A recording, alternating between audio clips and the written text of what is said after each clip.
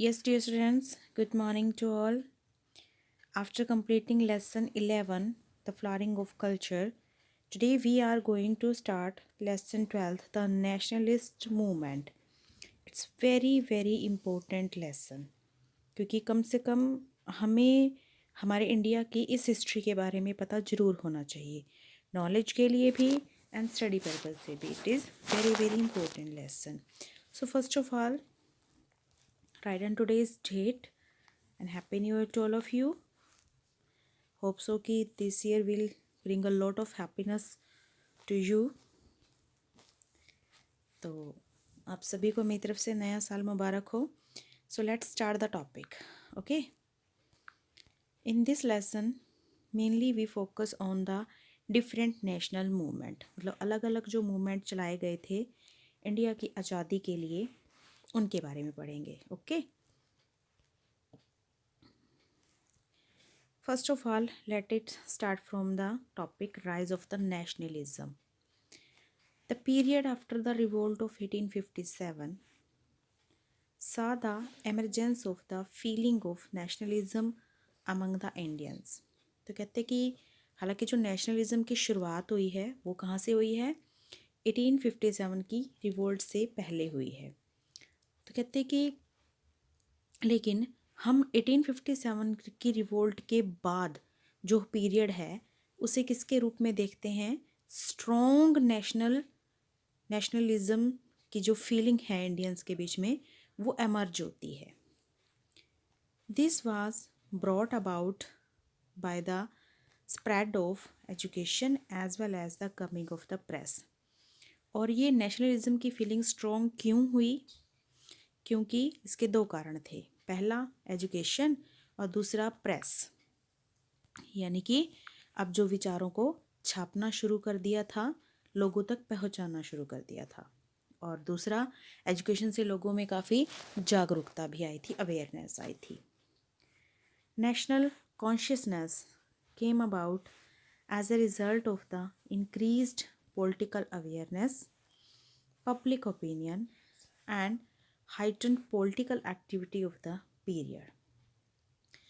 National consciousness यानी कि राष्ट्र के प्रति जो हमारी एक कॉन्शियसनेस थी, हमारा जो एक तरह से दिल के अंदर जो तीव्र इच्छा थी, वो जल्दी ही पॉलिटिकल अवेयरनेस, पब्लिक ओपिनियन और पॉलिटिकल एक्टिविटीज़ को हाइटेंड करने में, यानी कि ज़्यादा दिखाने के रूप में, इंक्रीज़ करने के रूप में हमारे सामने आई. या कहने का मतलब आप ये कह सकते हैं कि पॉलिटिकल अवेयरनेस, पब्लिक ओपिनियन और जो पॉलिटिकल एक्टिविटी थी उस पीरियड की, ये उस टाइम के मेन मुद्दे थे. ठीक है, जिनको स्पेशली एक मीडियम रख के चलते थे लोग, क्योंकि इसी से ही लोगों में पॉलिटिकल अवेयरनेस आई थी. ठीक है, इस रिवोल्ट के बाद ही नेशनलिज्म के ज़रिए लोगों में पॉलिटिकल अवेयरनेस आ सकती थी, वो अपने ओपिनियन को बता सकते थे और पॉलिटिकल एक्टिविटी जो थी उस पीरियड की उनका भी पता लग सकता था. Now the drain of wealth. सबसे पहला कारण जो लोगों के बीच में पॉलिटिकल अवेयरनेस आई या एक नेशनलिज्म की भावना आई, ठीक है, वो क्या था, ड्रेन ऑफ वेल्थ. क्यों, यानी कि हमारा इंडिया जो कि आज़ादी से पहले, जिसको मतलब अंग्रेज़ों के आने से पहले जिसको सोने की चिड़िया कहा जाता था, तो वो इसलिए क्योंकि अनाज भी बहुत अच्छा था और मसाले भी बहुत अच्छे थे, हर चीज़ बहुत अच्छी थी और सोना भी बहुत अच्छा था. तो हर चीज़ से हमारा जो भारत था वो एक समृद्ध देश था. लेकिन जैसे ही ब्रिटिशर्स आए, यूरोपियन आए, इन्होंने क्या किया, सबसे पहले धन लूटना शुरू कर दिया. Like see the colonial rule turned India into an exporter of raw material from an exporter of finished products.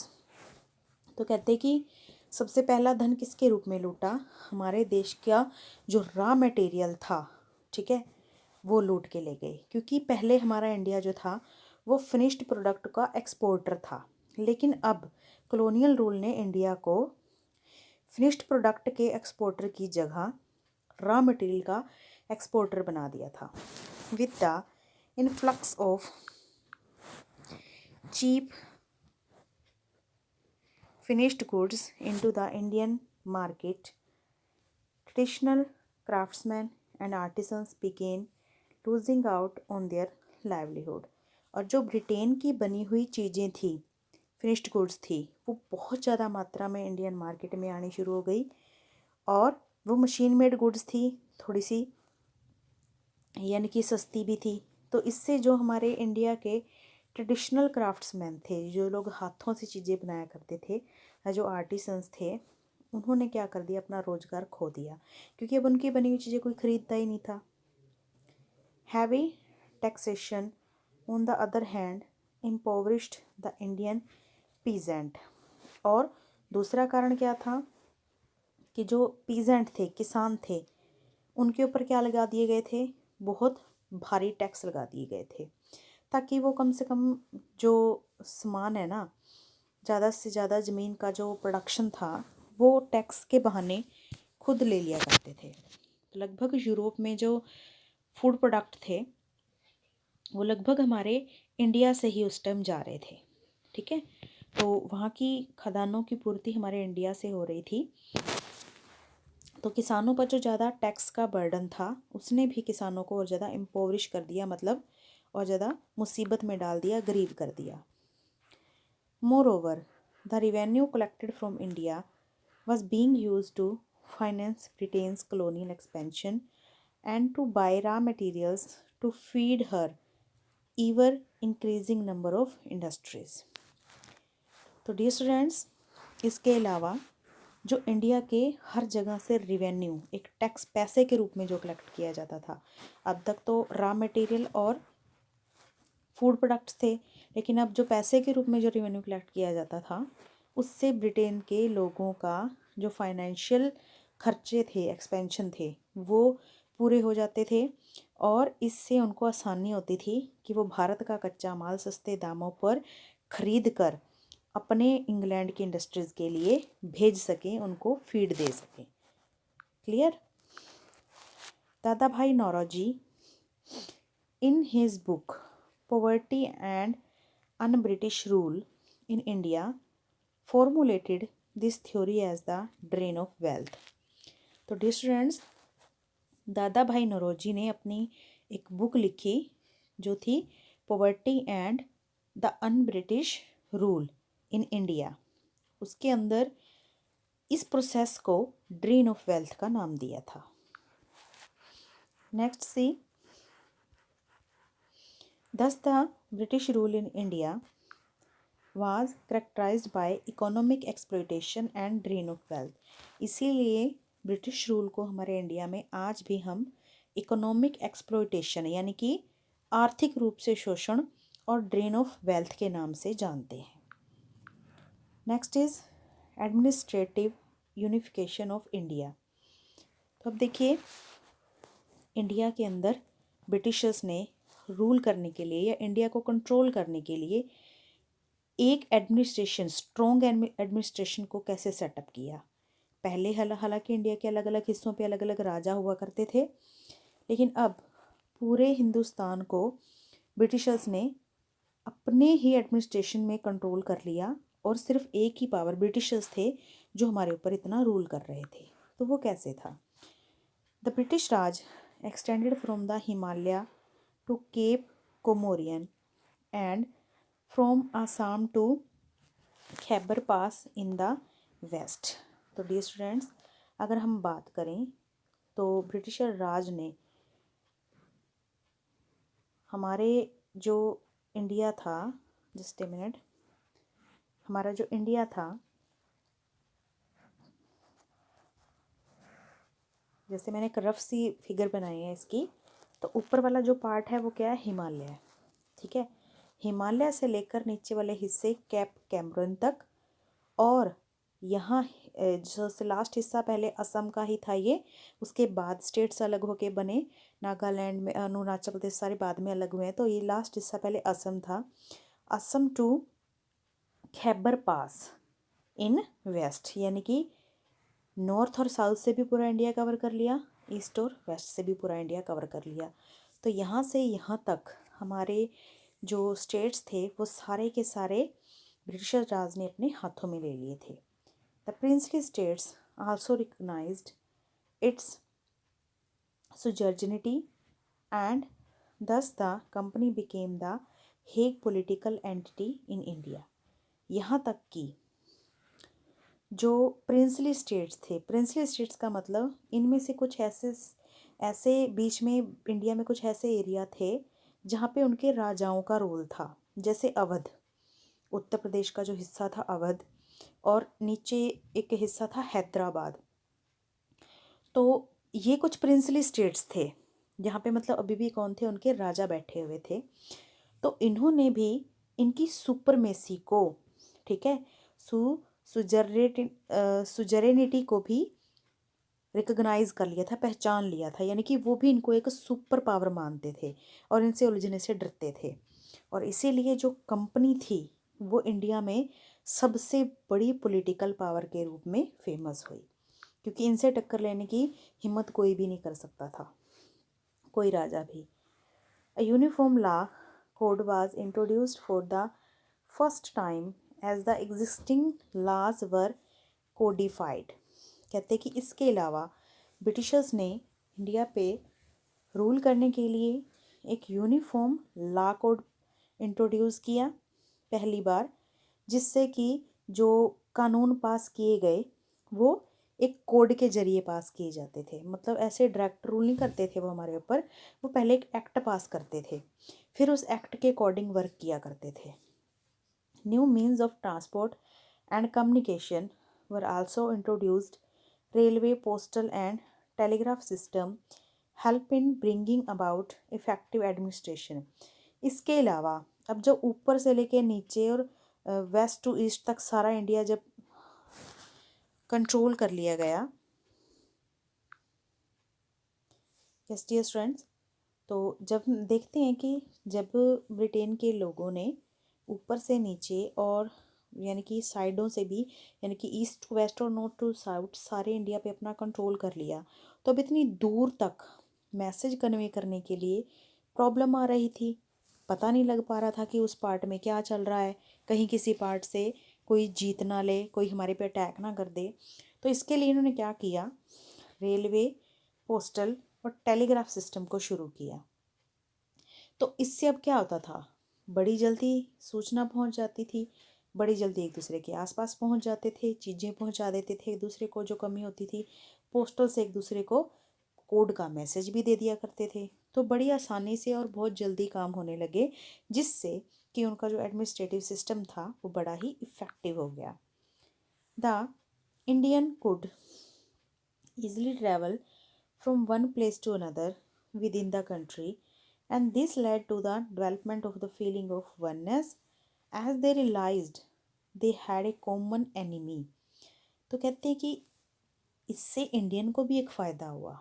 क्या फ़ायदा हुआ कि अब इंडियन भी एक जगह से दूसरी जगह पे आसानी से आ जा सकते थे देश में। पहले तो हालांकि जो इंसान जम्मू कश्मीर में रहता था ना, वो कभी केरल के लोगों से मिला ही नहीं था। क्यों, कोई साधन भी नहीं थे, मुश्किल था, अलग अलग राजाओं के रूल थे, कभी वो लोग मिले ही नहीं थे आपस में। लेकिन इसकी हेल्प से अब वो ट्रैवल कर सकते थे, और सबसे पहली बार उनके दिल में ना एक जैसी फीलिंग आई कि हम तो एक ही देश के निवासी हैं, और हमारे ऊपर राज करने वाला कौन है, एक ही हमारा दुश्मन है, यानी कि हमारा कॉमन एनिमी कौन है, ब्रिटिशर्स है। पहली बार वो एक दूसरे से मिले और उन्होंने पहचान की, तो इससे क्या हुए, वो आपस में जुड़े, ठीक है, उनके अंदर एकता की एक भावना पैदा हुई। They recognised that they were being oppressed by colonial government. उन्होंने रिकग्नाइज किया, पहचान की कि सिर्फ एक ही हमारा दुश्मन है, ब्रिटिशर्स, कॉलोनियल गवर्नमेंट, जो कि हमें हमारे ऊपर क्या कर रही है, ओप्रेस कर रही है, अपना रूल कर रही है ज़बरदस्ती से। तीसरा कारण, लोगों के बीच में जो नेशनलिज्म की फीलिंग आई थी, उसका तीसरा कारण क्या था, उसका तीसरा कारण था स्प्रेड ऑफ वेस्टर्न एजुकेशन। अब देखो हमारी जो एजुकेशन थी उसमें बहुत सारी कमियां थी। क्यों, क्योंकि वो वेदों तक सीमित थी और सिर्फ वेदों की जो शिक्षा थी वो लड़कों को ही लेने का अधिकार था, लड़कियों को हक ही नहीं था।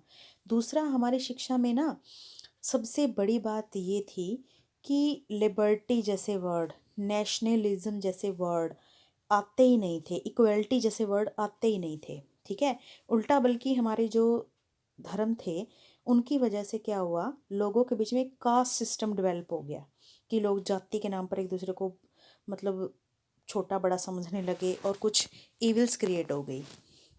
लेकिन वेस्टर्न जो एजुकेशन थी उसमें ये कमियां नहीं थी, उसकी स्प्रेड से भी इंडियन चेंज हुए। कैसे, देखते हैं। With the introduction of western education, Indians came in contact with ideas like liberty, equality and sovereignty. Sovereignty होता है जिसके ऊपर किसी और का अधिकार ना हो, जो अपने फैसले लेने में पूरी तरह से स्वतंत्र हो। तो कहते हैं जैसे वेस्टर्न एजुकेशन आई तो इंडियन ने पहली बार इन शब्दों को पढ़ा। ठीक है, इनके बारे में जाना, इनके अर्थों को जाना। More over, Indians learned about the events like the French Revolution and the American Revolution, which inspired them to achieve independence for their own country. इसके अलावा जैसे जो भी रिवोल्यूशन हुई थी पास्ट टाइम में, जैसे कि हम आज भी पढ़ते हैं, तो फ्रेंच के टाइम में जो रिवोल्यूशन हुई आज़ादी के लिए, या अमेरिका के लोगों ने जो क्रांति की आज़ादी के लिए, उन्होंने उनके बारे में पढ़ा और उनसे कुछ इंस्पिरेशन ली, शिक्षा ली अपने देश को आज़ादी दिलवाने की। They as such could easily identify the ill effects of the colonial rule.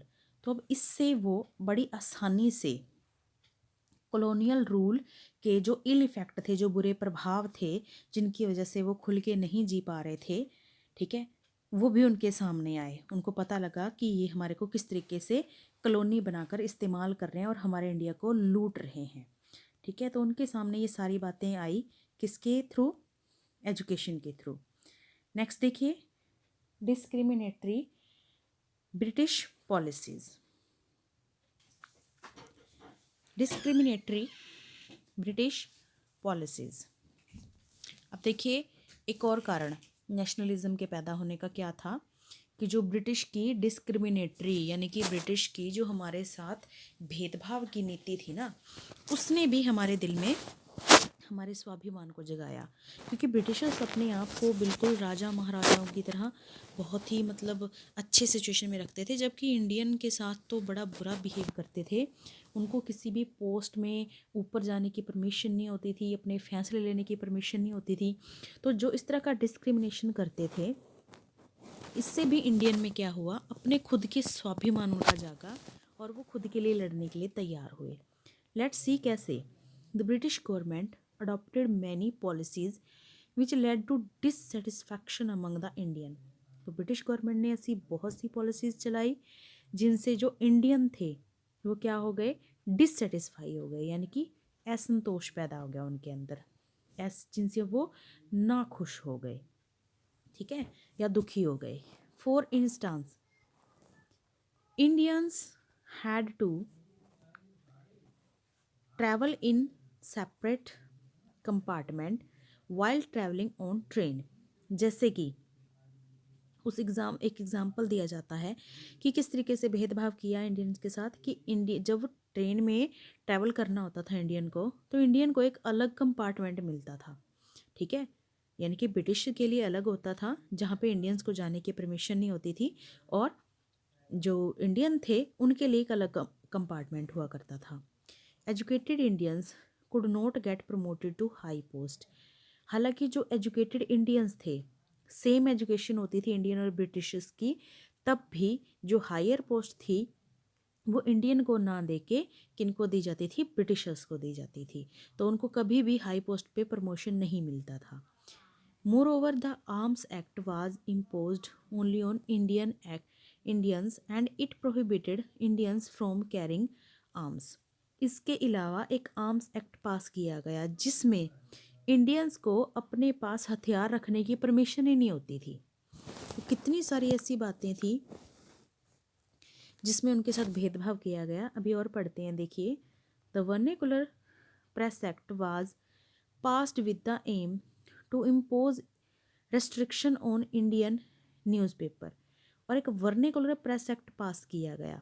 इसके बारे में शायद हमने पीछे भी पढ़ा हो कि जो अब इंडियन थे वो अपनी नेशनल फीलिंग जो थी वो किस भाषा में दे रहे थे, वर्नेकुलर भाषा यानी कि लोकल भाषा में छाप रहे थे, ताकि लोग इसको पढ़ें और उनके दिल में नेशनलिज्म की जो भावना है वो जाग जाए।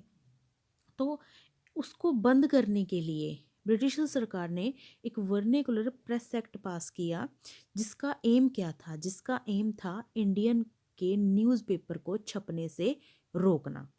तो यहाँ पे भी भेदभाव कर दिया। Also when the Ilbert bill was introduced, the British in India strongly opposed, leading to the amendment of the bill. तो कहते हैं कि इसके अलावा इंडियंस के लिए एक इल्बर्ट बिल पास किया गया। तो जो यानी कि इससे जो ब्रिटिशर्स थे इंडिया के अंदर, वो इस बिल के यानी कि जो ये जो बिल था इसकी अमेंडमेंट के लिए इंडियन जो थे उन्होंने स्ट्रांगली इसका अपोज किया, यानी कि इसका विरोध किया। द बिल अलाउड, क्योंकि ये बिल क्या था, the bill allowed Indians magistrate to जज the cases which involved British nationals. तो डियर स्टूडेंट्स, एक बिल पास किया गया था, एल्बर्ट बिल, जिसके ज़रिए अब जो इंडियन जज थे, इंडियन मैजिस्ट्रेट थे, वो उन केसों को भी देख सकते थे जो ब्रिटिशर्स के थे। तो देखो अब इसमें क्या हुआ, इंडियन को अधिकार मिला, तो फिर इसका अपोज किसने किया? ये देखिए यहाँ आपको बताया गया कि जो इसका अपोज किसने किया, British in India strongly opposed. तो जो ब्रिटिशर्स थे इंडिया में, उन्होंने इस बिल का क्या किया, स्ट्रांगली अपोज किया। क्यों? ताकि इस बिल में अमेंडमेंट किया जाए, चेंज किया जाए। इतने अधिकार क्यों मिले हैं भारतीयों को, क्यों भारतीय मैजिस्ट्रेट हमारे मुकदमे सुन सकते हैं? तो डियर स्टूडेंट्स, इसके ये जो एग्जाम्पल हैं ये सारे ये बता रहे हैं कि किस तरीके से जो ब्रिटिशर्स थे वो हमारे साथ डिस्क्रिमिनेशन किया करते थे। Thus all these cases indicate that the treatment Indians got was far from being equal. तो ये सारे ऐसे केस हैं जो बताते हैं कि इंडियन को इक्वल जो है ट्रीट नहीं किया जाता। Now the next is the formation of the the formation of the Indian National Congress. और इसके अलावा जो हमारे आगूकार लीडर्स थे उन्होंने भी लोगों के दिल में नेशनलिज्म की भावना को जगाया और एक अपनी पार्टी बनाई, national Congress. So let's read about it. Surendranath Banerjee established the Indian Association of Calcutta in 1876, which became the first political association formed in India. तो सबसे पहली जो पार्टी थी वो सुरेंद्रनाथ बनर्जी ने इंडियन एसोसिएशन ऑफ कलकत्ता के नाम से 1876 में बनाई थी, जो कि फर्स्ट पॉलिटिकल एसोसिएशन थी हमारे इंडिया की। By this time the educated Indians had felt the need for the creation of a platform which would promote political awareness among the people। क्योंकि इस टाइम पे अब जो एजुकेटेड इंडियन थे वो ये सोच रहे थे कि अगर हम एजुकेशन में इतना आगे हो गए हैं, बाकी थिंग्स में इतना आगे हो गए हैं, तो हमारा पॉलिटिकल में भी एक हिस्सा बनता है। तो पॉलिटिकल अवेयरनेस के लिए उन्होंने क्या कर दिया, अपनी एक पार्टी बनाई और लोगों के बीच में पॉलिटिकल अवेयरनेस को प्रमोट किया। The Indian National Congress came into being in 1885 with W.C. Banerjee as the first president. तो डी स्टूडेंट्स, इसके बाद 1875 के बाद हमारी जो नेक्स्ट पार्टी थी वो इंडियन नेशनल कांग्रेस के रूप में सामने आई 1885 में, जिसमें W.C. बनर्जी को फर्स्ट प्रेसिडेंट बनाया गया इस पार्टी का। A retired civil servant Allan Octavian Hume, जिसको हम A.O. ह्यूम भी बोलते हैं, played an important role in the formation of the Congress. तो इस पार्टी को सेटअप करने में A.O. ह्यूम ने बहुत ही इम्पोर्टेंट रोल प्ले किया। As a result,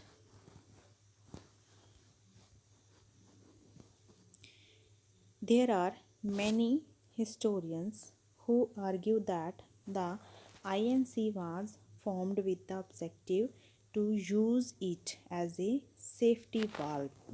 तो इससे बहुत सारे जो हिस्टोरियन थे वो ये मानते थे कि जो INC Indian National Congress party बनाई गई है वो इस ऑब्जेक्टिव से बनाई गई है कि ये हमारे लिए क्या है, सेफ्टी वाल्व है, कि मतलब अब हम भी ब्रिटिशर गवर्नमेंट के बीच में बैठ के अपने हिस्से की बात कह सकते हैं, अपना रोल खुद चला सकते हैं.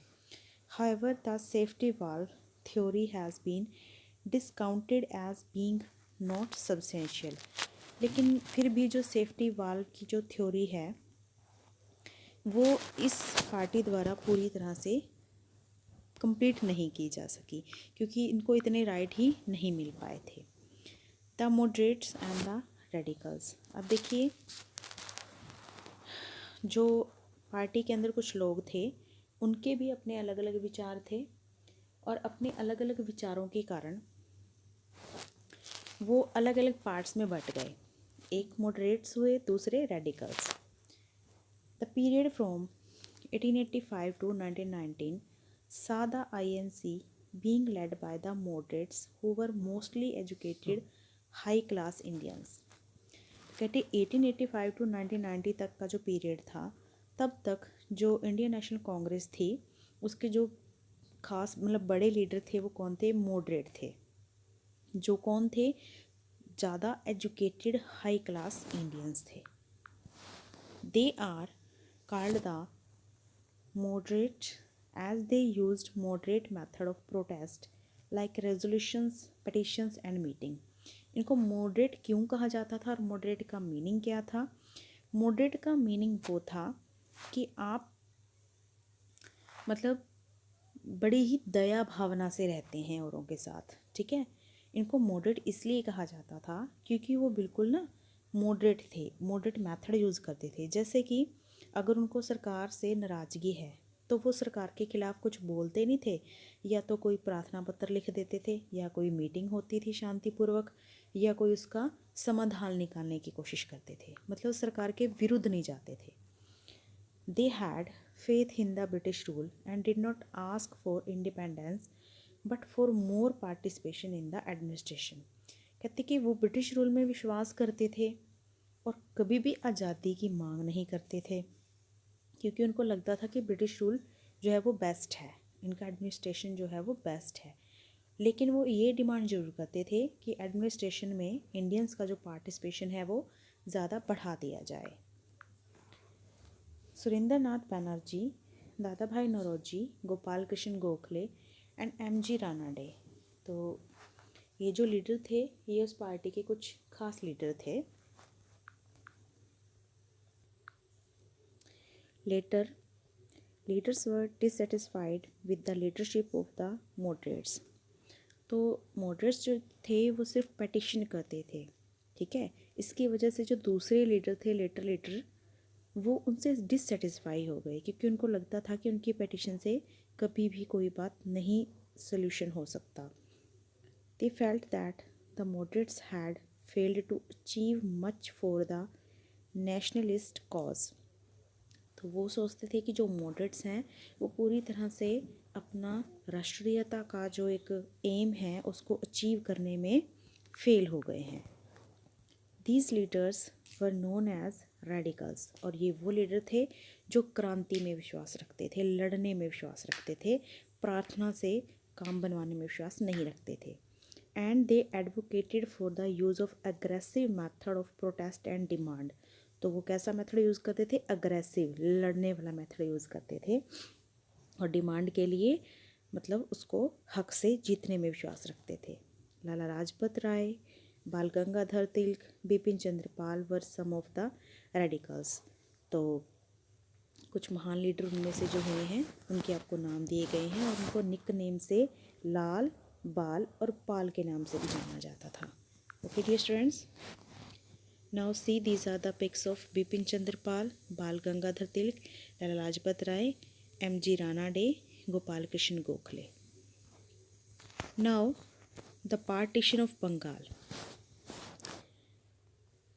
अब देखो, जो अंग्रेज़ थे उन्होंने जब ये देखा कि प्रोटेस्ट पर उतर आए हैं लोग, तो उन्होंने अपना बचाव करने के लिए क्या किया, सबसे पहले हिंदू मुस्लिम को डिवाइड कर दिया। ठीक है, उसके लिए इन्होंने एक एरिया चुना बंगाल, जिसमें सबसे ज़्यादा हिंदू और मुस्लिम रहते थे।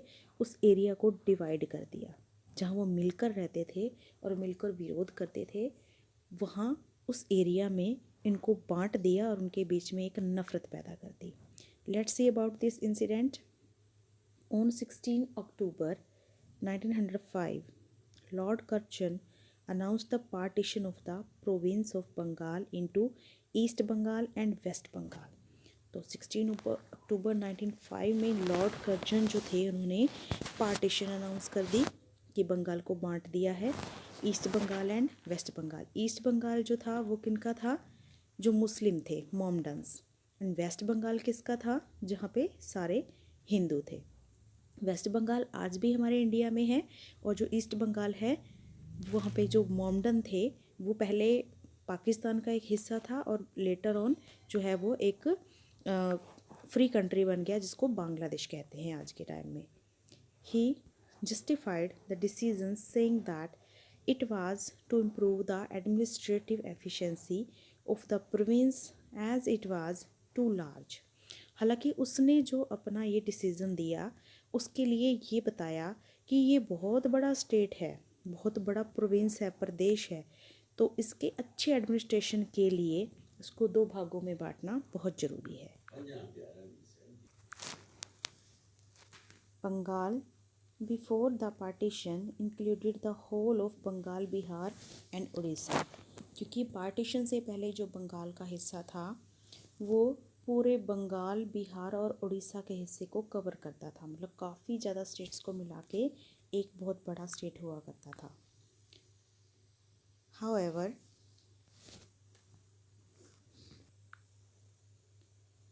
The Indians believe that it was part of the divide and rule policy followed by the colonial official।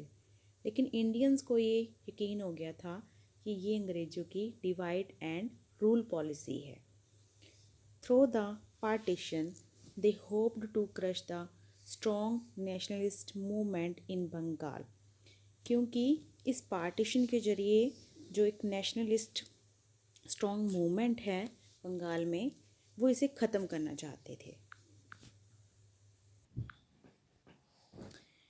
It was done to create a rift between the Hindus and Muslim in the province as after the partition East Bengal came to be nominated by the Muslim while west was dominated by the Hindus.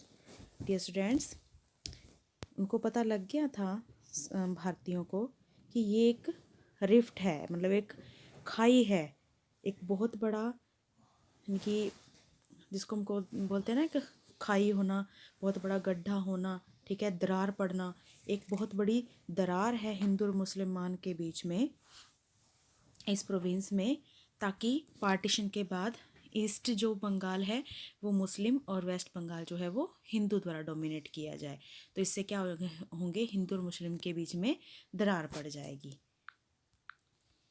Already we have discussed about it, and now the Swadeshi and boycott movement. It is also held in 1905। क्योंकि इस partition के बाद जब सबको पता लग गया कि ये जो है पार्टीशन हमें बांटने के लिए किया गया है, तो उसको विरोध में एक मूवमेंट किया गया, और हम भी मूवमेंट्स के बारे में पढ़ रहे हैं, है ना। तो चलिए, सबसे पहला ये मूवमेंट हुआ हमारा Swadeshi and boycott movement in 1905। The Swadeshi movement was launch to protest the partition of Bengal.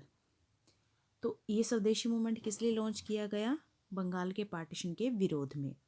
As a part of the movement widespread agitation broke out across the province. और इस मूवमेंट में बहुत सारा लोगों का जो गुस्सा था वो दिख रहा था, मतलब लोग पूरी तरह से भड़के हुए थे। It was accompanied by the boycott movement which सा द बॉयकॉट, तो इसे बॉयकॉट मूवमेंट के नाम से जाना गया, जिसमें जिसमें बॉयकॉट किया गया। किसका बॉयकॉट किया गया? Of foreign goods.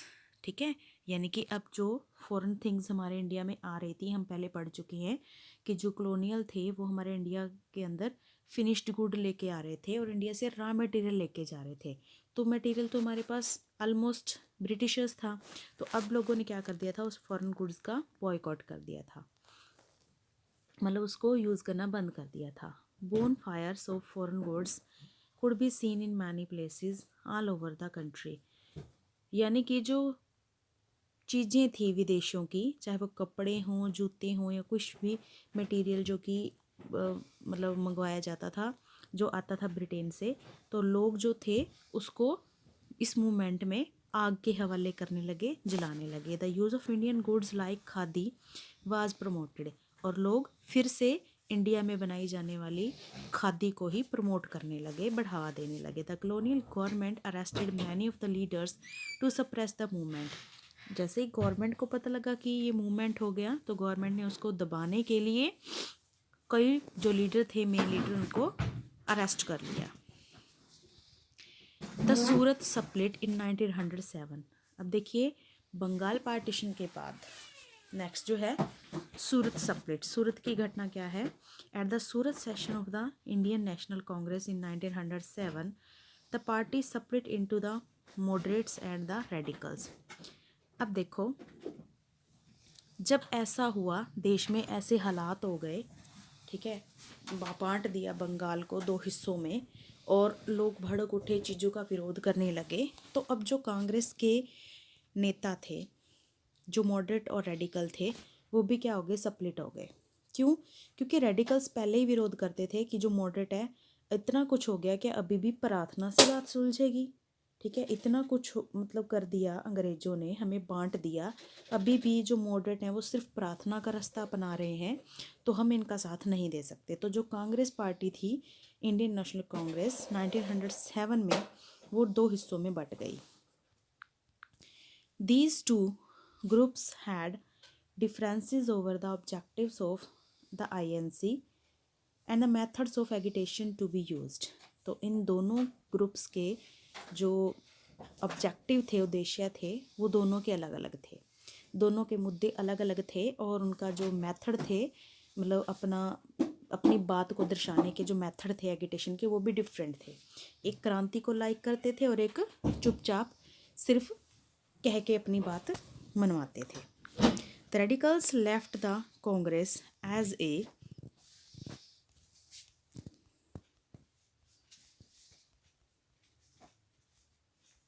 Result of the split. तो जो रेडिकल थे उन्होंने क्या कर दिया? कांग्रेस का साथ छोड़ दिया कि हम लोग जो हैं वो क्रांति चाहते हैं, हम चुपचाप मतलब इस बात को नहीं सुलझाना चाहते, तो उन्होंने एज ए रिज़ल्ट कांग्रेस को छोड़ दिया कि अब हम सिर्फ राजनीति के लिए इस पार्टी में नहीं बैठे रहेंगे। Following this the government repressed them, और इसके लिए गवर्नमेंट ने उन पे काफ़ी दबाव भी डाला, मतलब उनको मतलब क्रांति से रोकने की कोशिश भी की। Bal Gangadhar Tilak the radical leader was sentenced to 6 year exile in Mandalay. तो डियर स्टूडेंट्स, जो लीडर थे रेडिकल्स के, जो मैंने आपको बताया था बाल लाल गोपाल, तो बाल लाल पाल सॉरी, तो उसमें से जो बाल गंगाधर तिलक थे, जो रेडिकल के मेन लीडर थे, उनको 6 सालों के लिए मंडाले की जेल में डाल दिया गया। तो जो इनके एक्शंस थे उनको भी रोकने के लिए गवर्नमेंट ने पूरी कोशिश की। Now the revolutionaries. अब देखिए, जब रेडिकल्स यानी कि वो नेता थे, उनके बाद अब क्या हुआ, कुछ लोग बिल्कुल डायरेक्ट क्रांतिकारी के रूप में सामने आए। वो सिर्फ ऐसा विचार रखते थे और आगूकार बन के मतलब काम करवाते थे, या फिर लोगों को मतलब उकसाते थे, या आप ये कह सकते हैं रेडी करते थे अपने हक के लिए लड़ने के लिए। लेकिन अब जो रिवोल्यूशनरी थे ये डायरेक्ट लड़ते थे। तो ये कौन थे? Most active in Bengal, Maharashtra, Punjab and Tamil Nadu. The revolutionaries were the nationalists who adopted the method of the Irish and the Russian revolutionaries। तो एक तो बंगाल जिसके अंदर पार्टीशन हुआ था, उसके साथ साथ महाराष्ट्र, पंजाब और तमिलनाडु के जो लोग थे वो जो थे वो पूरी एगिटेशन में, पूरे गुस्से में अंग्रेज़ों का विरोध कर रहे थे, तो उनको रिवोल्यूशनरी कहा गया।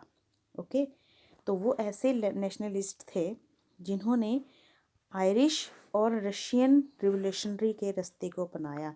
मतलब जिस तरीके से आयरिश और रशिया में लोगों ने क्रांति की थी, रिवोल्यूशन की थी और गवर्नमेंट के अगेंस्ट उन्होंने वर्क किया था, इन्होंने भी ऐसा करना शुरू कर दिया। They had become unhappy with the slow pace of change under the Indian National Congress, क्योंकि वो इंडियन नेशनल कांग्रेस का जो अभी तक रिज़ल्ट था, या उनकी इतनी स्लो पेस, काम की इतनी धीमी गति थी, ठीक है, हर बात को आराम से प्यार से मनवाना, ठीक है, या जो उग्रवादी थे वो भी पहले दूसरों के दिल में जोश भरते थे, सबका साथ लेके फिर चलते थे, तो इतनी स्लो स्पीड से जो वर्क था उसको देख के ये सारे लोग अनहैप्पी थे। Their method of operation included assassination of unpopular British official and looting money to buy arms। तो इनका जो मेथड था वो सीधा सीधा क्या था कि जो ऐसा जुल्म करने वाले ब्रिटिशर्स हैं उनको डायरेक्ट शूट करो, और उसके लिए जो हथियार हैं वो उसका पैसा भी इन्हीं मतलब ऑफिशल्स का जो धन है उसके बाद उसको लूट के और उसी पैसे से ही हथियार खरीद लो। मतलब ये कहते थे कि डायरेक्ट उसी टाइम पर ही उस बात का सल्यूशन हो जाए। These revolutionaries formed various secret societies such as the अनुशीलन समिति। तो इन्होंने कई सीक्रेट सोसाइटीज़ भी बना रखी थी, क्योंकि शरेआम तो लड़ने की परमिशन ही नहीं थी ना कॉलोनियल रूल में, तो कुछ सीक्रेट सोसाइटीज़ बना रखी थी जैसे कि Anushilan Samiti. Some revolutionaries organisation were also organised outside India like the Ghadar party in USA and Canada.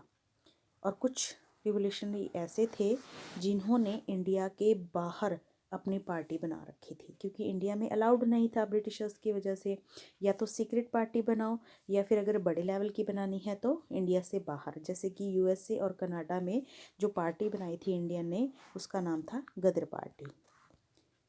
Khudiram Bose,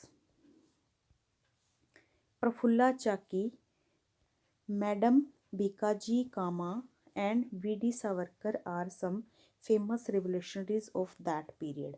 तो इस पीरियड के कुछ स्पेशल ये रिवोल्यूशनरी थे जिनके यहाँ पे आपको नाम दिए गए हैं और यहाँ तक कि उनकी पिक्स भी दी गई हैं। Okay, this is about the revolutionaries. In the next period we will read about the next part of this chapter.